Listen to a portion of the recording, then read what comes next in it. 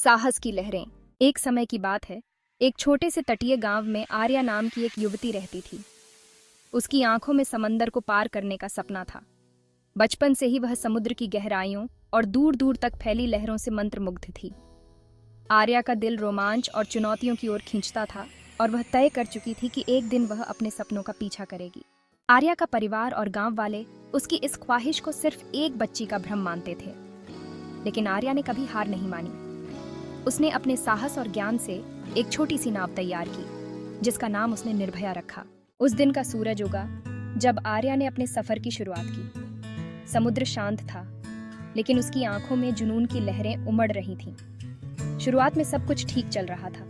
नाव धीरे धीरे लहरों पर तैर रही थी, लेकिन जैसे जैसे आर्या गहरे समुद्र में प्रवेश कर रही थी, मौसम ने अपना रुख बदलना शुरू किया।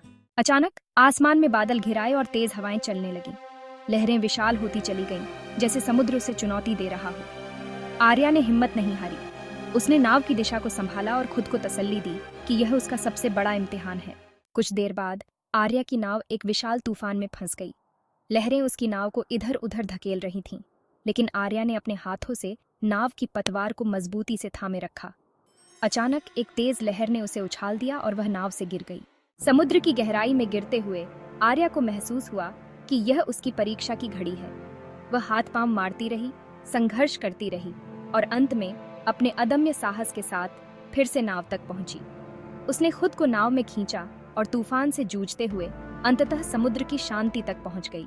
जब आर्या ने तट पर कदम रखा, वह सिर्फ एक विजेता नहीं थी, बल्कि उसने खुद को साबित किया था। उसकी यात्रा सिर्फ एक साहसिक समंदर यात्रा नहीं थी, बल्कि एक जीवन का पाठ थी कि कठिनाइयों के बाद ही सच्ची जीत मिलती है।